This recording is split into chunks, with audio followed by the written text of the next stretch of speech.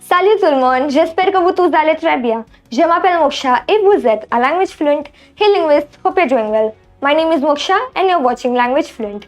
Language Fluent is an institute that teaches foreign languages for job or immigration purpose. So we provide 2-year job-oriented courses at Language Fluent. For further details, you can contact us on the given numbers or you can download the application link given in the description box. Donc, aujourd'hui on va apprendre les expressions en français. So today we will learn about expressions in French. Expressions are similar to the meaning in English. So in English also we have expressions, phrases, idioms. So this is same in French.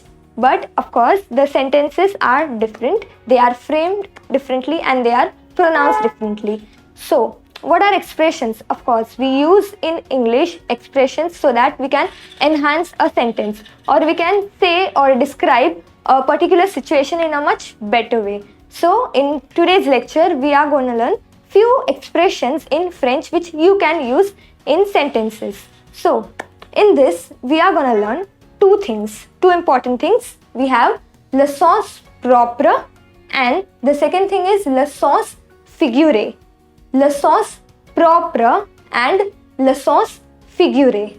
So, what is le sens propre? Le sens propre means proper sense and this is sens premier, that is the first sense. So, take an example, it rains like cats and dogs. It is raining like cats and dogs. So, here the proper sense and the first sense is raining like cats and dogs. We know what is raining and we know what are cats and dogs. This is the literal sense of a sentence. Now, we'll come to sens figuré. Sens figuré is figured sense and this is sens qui est dérivé. That means sense which is derived. So here, when we take an example, it is raining like cats and dogs. It literally means raining like cats and dogs. But the sense which we are taking in this is it is raining heavily. This is le sens figuré. So, as and when we will be learning all the expressions in French, we will be looking two things, the le sens propre and le sens figuré. Donc, I have written here few sentences and here I have written SP, SF and EG for each and every expressions. So here SP means sens propre, SF is sens figuré and EG is of course example. So here we will be looking few expressions and we will be looking the meaning of this expression and how to use this expression. So let's get started. So the first one is avoir le cafard. Avoir le cafard. So the literal meaning of this is having cockroach. So here what does this mean? It is ne pas avoir le moral. Ne pas avoir le moral, which means to feel blue, to feel depressed or to feel down. This is the meaning of avoir le cafard. Now, how do we use this in a sentence? So here example written is Mon frère a le cafard depuis quelques jours. Mon frère a le cafard depuis quelques jours. So this means my brother is feeling down, is feeling depressed since few days. Which means my brother is feeling down, feeling blue, feeling depressed since few days. This is the meaning of this sentence. Similarly, you can make your own phrases out of this. Now, the second one is avoir le cœur sur la main. Avoir le cœur sur la main. Now, what it means is, literal meaning of this is have a heart on hand.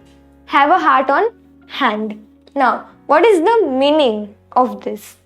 This means être generous.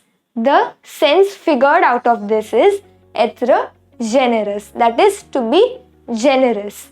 This is the meaning that we derive from this expression. And how will we use this expression? We will say Paul a fait beaucoup de dons. Il a le cœur sur la main. Now, the example here means Paul has given a lot of donation. He has donated a lot of money. He really has a heart in a hand, which means he is really generous. So here, avoir le cœur means to be generous. This is an example. Of course, you can make your own example. Now, the third sentence or the third expression we have is avoir une faim de loup. So, it means avoir une faim de loup. That is having a hunger of wolf. Having a hunger of wolf. So, what is the figured sense of this expression? It means avoir trop de faim. Avoir trop de faim, which is to be very hungry. So, avoir une faim de loup is to be very hungry. So, here example that I have written is Sarah n'a pas mangé depuis 2 jours. Elle a une faim de loup. Again, Sarah n'a pas mangé depuis 2 jours. Elle a une faim de loup. So, this sentence means Sarah has not ate since 2 days. So, she is very hungry. Avoir une faim de loup, which is to be very hungry. Now, the fourth expression that we will be looking is avoir a tête dans les nuages. Avoir a tête dans les nuages. So, the literal meaning of this is having a head in the clouds. This is the literal meaning. So, what does this mean? What is the figured sense of this? Which is déconnecté de la réalité.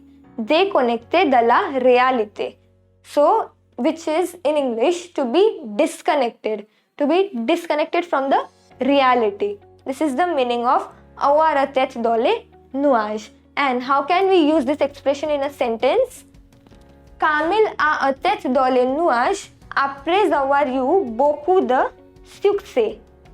Camille a une tête dans les nuages après avoir eu beaucoup de succès. So, the English translation of this is Camille has a tête dans les nuages. That is, she is disconnected from the reality. Camille is disconnected from the reality. Après avoir eu beaucoup de succès, which means after having a lot of success. So, the meaning of this sentence is Camille is disconnected from the reality after having a lot of success. So, you can use these expressions by giving your own examples, by forming your own sentences. Alors, the fifth expression that we have is poser un lapin. Poser un lapin. So, the literal meaning of poser un lapin is pose a rabbit. Pose a rabbit. So, what is the derived sense of poser un lapin? Ne pas se rendre à un rendez-vous. So, this means do not go to an appointment. So, this literally means that we are not attending to a meeting after having fixed it with someone else. This can be formal or informal meeting. So, how do we use this in a sentence? Il n'est pas arrivé à l'heure et il m'a posé un lapin. Again, il n'est pas arrivé à l'heure et il m'a posé un lapin. So, this means he did not arrive at time and he cancelled a meeting, or he did not arrive at a meeting. This is the sense of this sentence.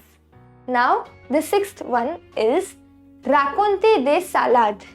Raconter des salades. So, what is the literal sense of this? Narrate the salads. Narrate the salads in English. Now, what is the derived meaning of this? This is raconter des mensonges. Raconter des mensonges. So, this means to narrate lies. So, to make up a false story about someone. This is raconter des salades. How do we use this? Ne l'écoute pas, elle raconte des salades. Ne l'écoute pas, Elle raconte des salades. So this means do not listen to her. She is making up stories. She is narrating lies. This is the meaning of this sentence. Then we have 𝗙𝗃 rouge tomate. 𝗙𝗃 rouge tomate. And the literal meaning of this expression is to be read like tomatoes. To be read like tomatoes. Now what is the derived sense of this? 𝗙𝗃 rouge. 𝗙𝗃 rouge, which means to blush or to be red. So here our facial expressions turns out red. So we say 𝗙𝗃 rouge tomate. Now the example given here is Tu étais rouge comme une tomate quand il t'a regardé. Again, tu étais rouge comme une tomate quand il t'a regardé. So the English translation for this is you were red like a tomato, or you were blushing when he was looking at you. This is the meaning of this sentence. And now the last expression for today's video is devenir chèvre. Devenir chèvre. The literal meaning of this is to become goat. Chèvre is goat. But what is the derived meaning of this? Se mettre en colère. Se mettre en colère. So this means to get angry. To get angry or to make someone angry this way. So the example that I have written here is Il a devenu chèvre car tu n'as pas fait tes devoirs. Again, Il a devenu chèvre car tu n'as pas fait tes devoirs. So the English meaning of this is he has become red, or he has got angry. He has got very angry because you haven't done your homework. So this is the meaning of this sentence. Again, you can use these expressions accordingly. If you want to use this as an idiom or as a phrase, you can use it in sentences. Thank you. So we are at the end of our lecture. I hope you guys have enjoyed watching this video. Do hit the bell icon which is there on your YouTube app to never miss on our latest updates and latest videos. Also hit like, share, comment and subscribe to our channel. To register for the full courses at Language Fluent, you can register by the form which is given in the description box, or you can contact us. Also, we provide translator and interpreter services here at Language Fluent. So hope to see you guys in next lecture. À bientôt. Merci beaucoup. Thank you so much.